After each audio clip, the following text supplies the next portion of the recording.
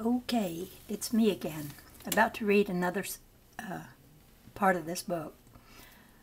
And I want to show you something with my hands. Okay, when you have a headache, sometimes if you will just massage between your thumb and your first finger real hard so that it's actually a little bit painful, because you're going to do it really hard. Or you can just bring that part of your hand together and just mash them together, and you will feel this sort of a energy that seems to connect when you connect your hands, and then just flows around through your arms and into your head, and you can feel it affecting the little bit of a headache you might be about to have. Anyway, I learned this a long time ago, and I just recently started thinking, why don't I do that some more? Because of little headaches, and catch them before they get very big. But it's just a massage right in this part of your hand. Really, really hard. Works best when someone else does it to you, though. Then you're doing it to yourself, but it also works for you doing it to yourself. Okay. Now, good evening. We will continue dictation. To be healthy, you must believe in health. A good physician is a changer of beliefs. He will replace an ideal of illness with one of health. Whatever methods or drugs he uses will not be effective unless this change of belief takes place. Unfortunately, when man became a labeler, he also made maps, so to speak, of great complexity, categorizing various diseases with greater effectiveness than ever before. He studied dead tissue to discover the nature of the disease that killed it. Physicians began to think of men as carriers of disease and diseases, which, in certain terms, the physicians, did themselves create through some new medical procedures. The old medicine men often dealt far more directly with the patient himself and understood the nature of beliefs and the prime importance of suggestion. Many of their techniques were adopted for their psychological shock value, in which the patient was quite effectively brainwashed out of the disease he believed that he had. The present medical profession is sadly hampered because of its own beliefs. Often it operates as a framework in which poor health and disease are not only accepted as normal, but the concepts behind them strengthened. Here you have again, in a psychoanalysis, a hide-and-seek arrangement in which both doctor and patient take part. Both believe they need the other, of course. Behind this is the psychic pattern of beliefs in which the patient often assigns to the doctor the powers of knowledge and wisdom that his beliefs have taught him he does not have. Knowing otherwise, the patient still wants to consider the doctor omnipotent. Upon the patient, a doctor often assigns and projects his own feelings of helplessness against which he combats. The interactions continue with the patient trying to please the doctor, and at best merely changing from one group of symptoms to another. Far too often the doctor shares the patient's unshakable belief in poor health and disease. Not only this, but the medical profession often provides blueprints for diseases, and the patient too often tries them on for size. This is not to say that the medical profession often is not of great aid and benefit, but without the value system in which it operates, much of its positive influence is negated. Because they are held in such high esteem, the suggestions given by doctors are paid particular attention. The patient's emotional condition is such that he or she readily accepts statements made under such circumstances less critically than usual. The naming and labeling of diseases is a harmful practice that, to a large extent, denies the innate mobility and ever-changing quality of the psyche as expressed in flesh. You are told that you have something out of the blue. It has attacked you, and your most intimate organs, perhaps. You are usually told that your emotions or beliefs or systems of value have nothing to do with the unfortunate circumstances that beset you. The patient, therefore, often feels relatively powerless and at the mercy of any stray virus that might come along. The facts are that you chose even the kind of illness that you have according to the nature of your beliefs. You are immune from ill health as long as you believe that you are. These are quite practical statements. Your body has an overall body consciousness filled with energy and vitality. It automatically rights any imbalances, but your conscious beliefs also affect this body consciousness. Your muscles believe what you tell them about themselves. So does every other portion of your physical body. While you believe that only doctors can cure you, you had better go to them, because in the framework of your beliefs, they are the only people who can help you. But the framework itself is limiting, and again, while you may be cured of one difficulty, you will only replace it with another, as long as your beliefs cause you to have physical problems. Now the same applies to what is frequently called spiritual healing. If through the concentrated use of psychic energy your body is cured by such a healer, you will also simply trade those symptoms for others unless you change your initial beliefs. Now sometimes a healer or a doctor, with his effectiveness in healing a condition, will show you by inference that the healing energy was always within yourself. And this realization may be enough to allow you to change your beliefs about health entirely. In such a case, you will realize that your previous ill health was caused by your belief.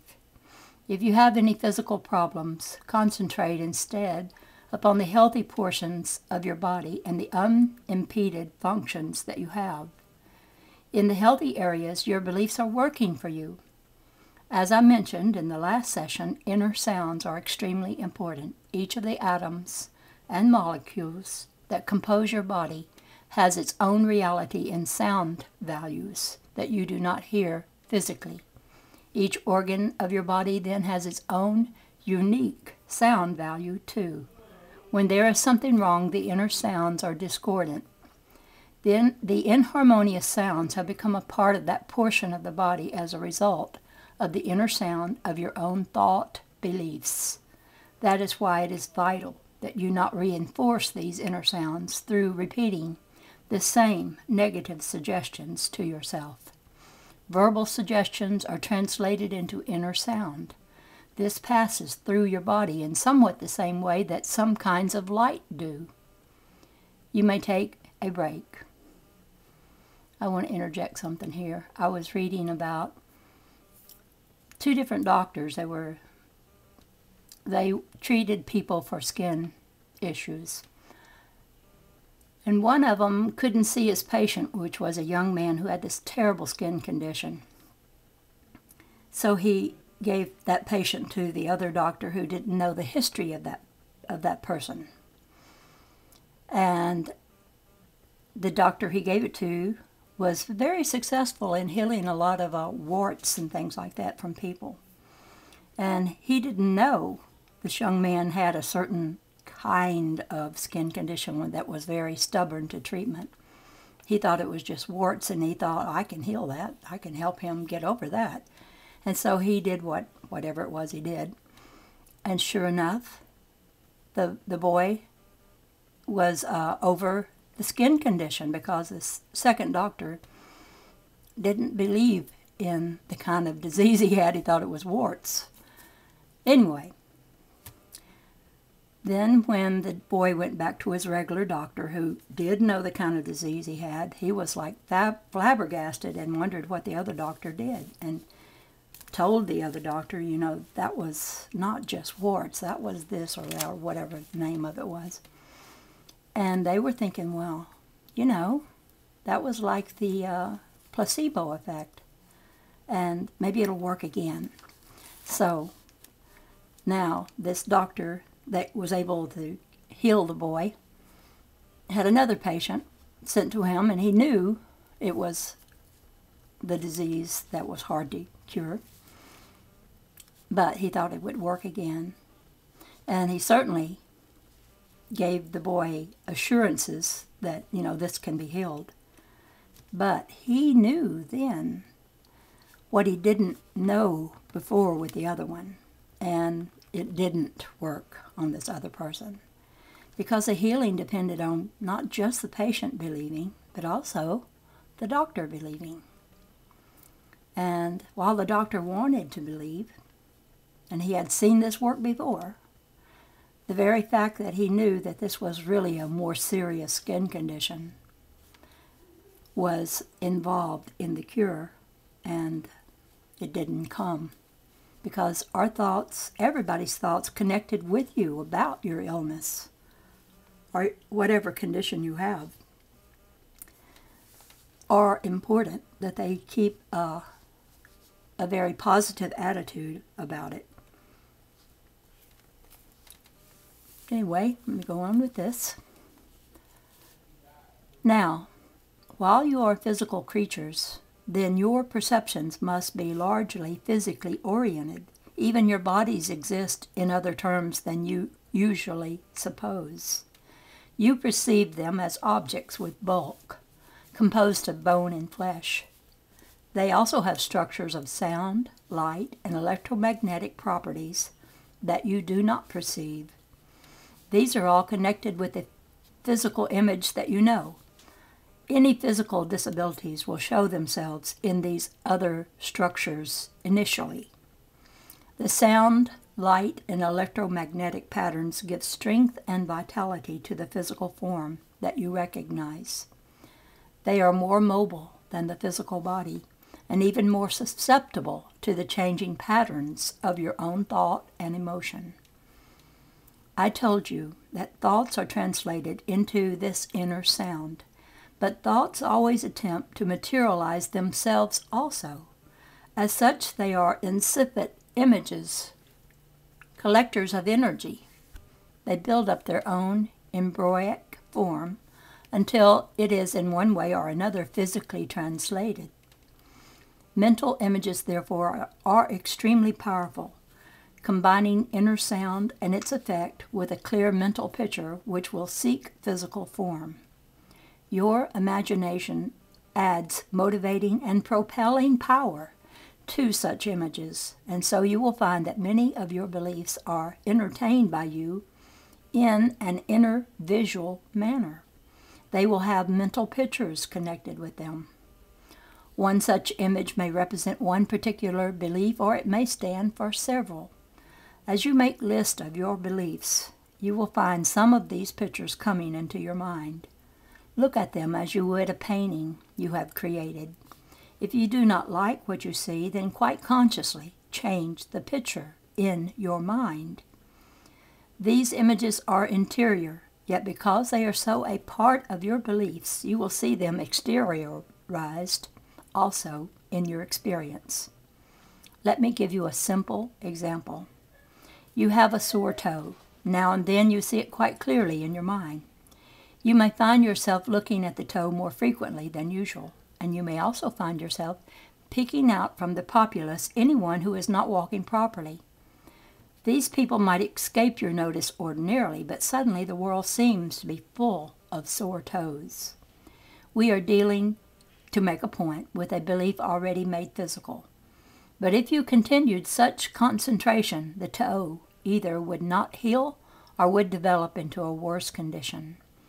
Behind all this, of course, would be the belief that caused the difficulty.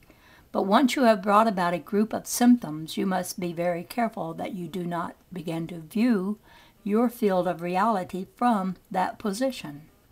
When you do, you add both inner and outer images that reinforce the condition. There is light, then, that you do not see with physical eyes, as there is sound that you do not hear with your ears. These combine to mentally form the physical image that you know, so you must work from the inside out. Your beliefs are your palette, using the analogy of painting again. Your thoughts give the general outline of the reality that you physically experience. Your emotions will fill in the patterns with light. Your imagination will forge these together. The sound of your inner thoughts is the medium that you actually use. This is far more than an analogy, however, for in simple terms, it explains quite clearly the way in which your belief forms your reality. In quiet moments, the word said slowly, mentally or aloud, will be a benefit in toning up your general physical condition. The sound contain within them a built-in impetus toward energy and well-being, as I will explain shortly. Now I am going to end for this evening. I will resume, however, at our next session. If you have any questions, I will answer them. No. Then I bid you a fond good evening.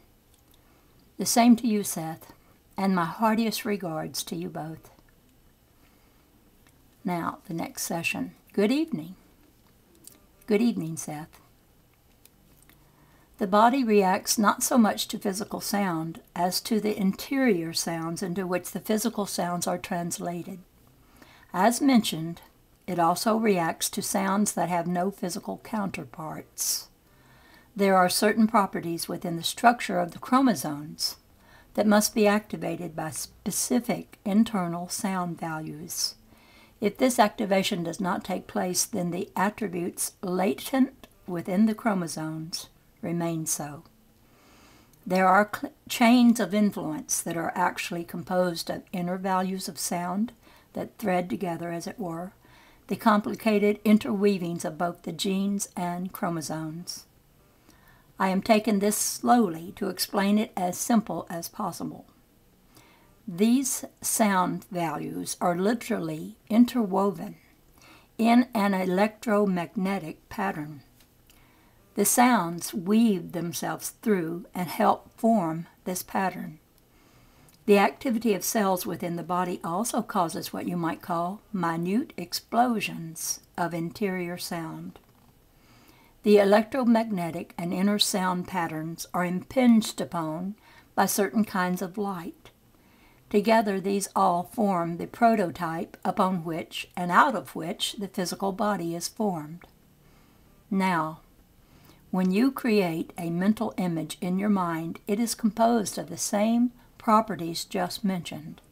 A mental image, then, is also a pattern of internal sound with electromagnetic properties imbued with certain light values.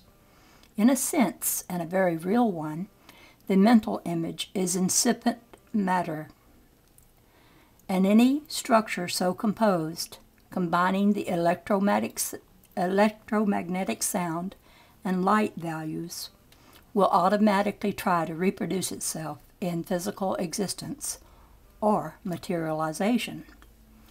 There is a definite connection, then, with the nature of such things, nature of such images, and the way in which your body itself is composed. Electrons, atoms, and molecules all have their independent interior sound and light values. There are definite sounds produced when messages leap from your nerve ends. It is very difficult to explain some of this, but there is invisible light, then, and inaudible sound that affects your body and helps form the pattern about which it constantly emerges. The body is obviously continually created during your present lifetime in your terms. It is not a mechanism once created then left to fend for itself. You were not given a certain amount of life force at birth that you use up as you go along, contrary to many schools of thought. The atoms and molecules within you are quite literally dying and being completely replaced all the time. You are being created physically each instant, period. The body reacts to exterior sounds and to the stimuli brought to it by the physical senses. These patterns of reaction can be clearly shown. They are all that is presently observable, however, of far greater interactions that also occur. The atoms and molecules that compose your cells and your flesh, for instance, do not react to the physical sounds that you hear or to the light patterns that your physical eyes perceive. In times of danger, your entire body must be able to move swiftly. The hormonal system must react with great rapidity, sometimes completely changing the balance of a moment earlier. The muscles must be immediately alert, and the entire body flexible enough to respond as a whole. This includes every organ and the most minute portion. Say you are in the middle of a street and suddenly a car is about to hit you. It has come seemingly from nowhere. The cells that compose your intestines, your heart, your muscles, obviously do not see the car as you do. Yet the whole system must be instantly activated, and the data that you perceive must be translated in terms that will energize every portion of your body. This is done by translating exterior stimuli into interior stimuli, but the physical carriers of the data are all that scientists or physicians have been able to follow thus far. The greater interactions have not been perceived, and the true story of the decoding of such messages has not been understood. And take your break.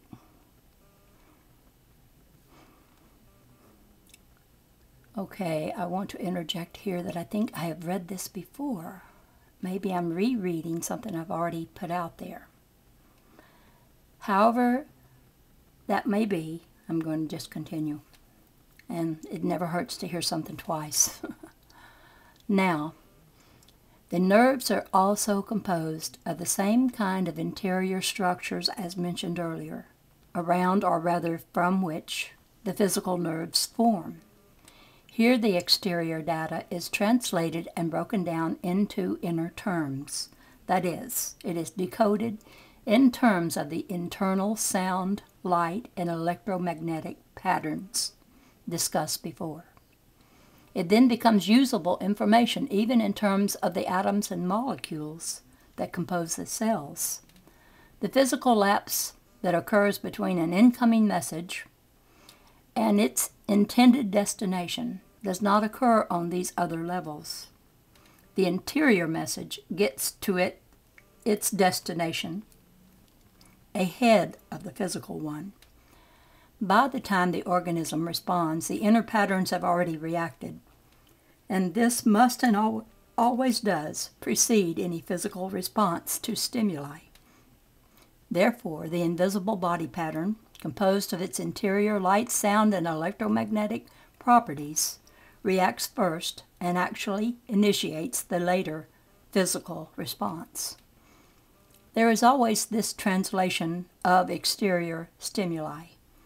The perceived lapse noted by scientists is, of course, the physical one, caused by the time it takes the message to reach the nerve endings. The interior translation, however, is simultaneous. Now, return in your mind to the situation of the near accident. That event with the car, its driver, and your own precarious position exist as another structure besides the one that you physically see. It also, the event, exists in the terms mentioned earlier, in a reality composed of invisible light, inaudible sound, and electromagnetic patterns. Consciously, you react to the physical data, the noise, the squeal of brakes perhaps, the visual shock of seeing the car so close. But the entire inner reality of that scene or event is instantly recognized by what I refer to you as your inner senses. These respond to the interior patterns I've told you about. The physical data is carried through the nerves with the necessary time lapses that must occur. These represent the temporal end of the spectrum of perception. Because you are flesh and blood creatures, the interior aspects of perception must have their physical counterparts. But material awareness and bodily response to it would be impossible were it not for these internal web works. Now, before you see anything physically, you do so through these inner pathways. The interior perception activates the outside one. When you experience physical motion or activity, events or phenomena, you are becoming aware of the tail end of a long series of interior comprehensions. I am saying that all exterior events, including your own bodies with their insides, all objects, all physical materializations, are the outside structures of inside ones that are composed of interior sound and invisible light interwoven in electromagnetic patterns. Beneath temporal perception, then, each object and event exist in these terms, in patterns that interact with each other. On a physical level, you seem to be separated from everything that is not yourself. This is not true, but in your day-to-day existence, it seems to be, and it is an assumption that you usually take for granted. On the interior level of which I've been speaking, all happenings and objects are connected. A movement or change in one affects others. You will physically respond to and recognize some of this alteration, as in the example of the near accident.